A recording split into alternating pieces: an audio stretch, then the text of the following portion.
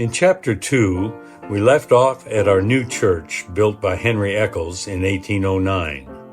That was Mount Pleasant Methodist Episcopal, now the chapel at Tanglewood, and it was our church home beginning in 1809. Close to the Yadkin River, Mount Pleasant was the perfect spot for camp meetings.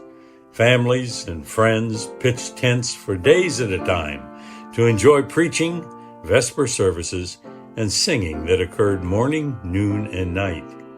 Over time, however, families wanted to worship closer to the growing town of Clemmonsville, as the transportation of the day was still by horse and buggy. The congregation at Mount Pleasant slowly began to dwindle. No longer a part of Rowan County and now a part of Davidson County, Mount Pleasant seemed farther and farther away from the center of things. While the exact date is not clear, records indicate that members from Mount Pleasant began meeting in the town of Clemmonsville around 1830. The records suggest we met 2 doors down from our current location in the newly built Clemmonsville Academy. It was built and owned by Benton Clemmons, and the building operated as a store and a school. As you can see from this overlay, the academy was in front of Peter Clemmons' house that still stands today. The large wood frame store and school was used by our congregation as both the store and school were closed on Sundays. The only thing left of Clemmonsville Academy today are the foundation stones on the right front corner of the property, only a few feet from Highway 158 and less than 100 feet from our current property.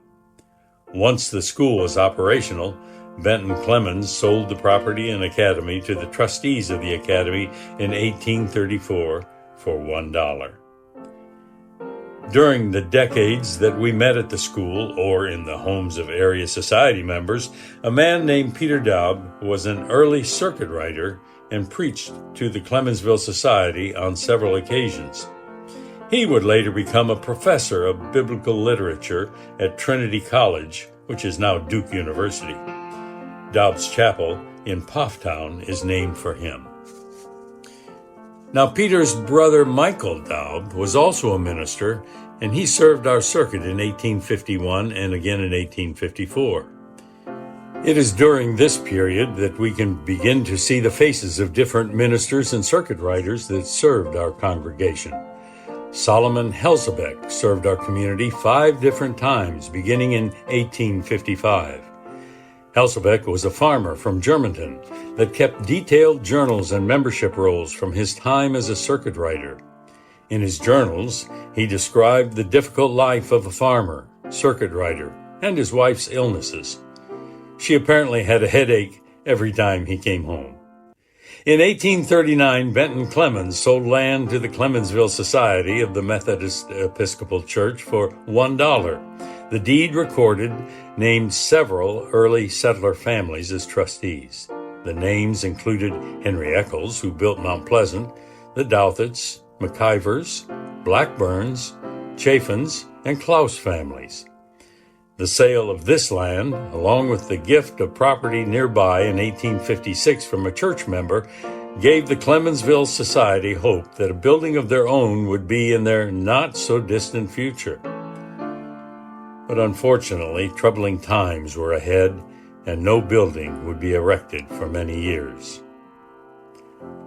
Always a product of practicing a methodical way of clean living, a wave of social cleansing took hold in the Methodist Episcopal Church throughout the country and occurred in other denominations as well.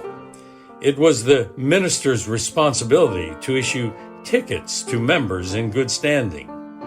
Tickets were required for entry into church meetings and worship services. Those that wished to stay in good standing had to follow certain rules and abstain from certain activities. Members in good standing must not indulge in the evils of usury, profanity, drinking spirituous drink, buying and selling slaves, fighting, tax evasion, speaking evil of others, putting on gold, singing or reading poor literature, and other sins as determined by the leadership of the church. Preachers would quiz the membership at every gathering to assess each person's soul. Members were subjected to a trial and ejected from the society on a fairly regular basis. Even a wealthy church member who had given land for the new church was expelled. In his diary, Helzebeck wrote, "Gloomy weather today, and a gloomy time. My old friend and brother was expelled from the church today. God help him and his." In addition to the troubles caused by the ongoing house cleaning of members that were deemed unfit, the Methodist Episcopal Church split in 1844 over the issue of slavery and the power of bishops. The Clemmonsville Methodist Episcopal Church would become Clemmonsville Methodist Episcopal Church South to denote its regional designation. It was a split that would last 93 years. North Carolina's involvement in the Civil War would delay the building of a church for even longer. While officially, North Carolina became a Confederate state in 1861, North Carolina communities would support both the Union and the Confederacy. Many from the Clemmonsville area would enlist in the war, but with the exception of a minor skirmish at Shallowford, a mile or so up the Yadkin River, the area of Clemmonsville was largely spared. On December 4, 1865, North Carolina ratified the 13th Amendment to the United States Constitution abolishing slavery. Reconstruction would occupy most of the South for many years to come. It would be another 9 years before our new home at 3700 Clemmons Road would be built.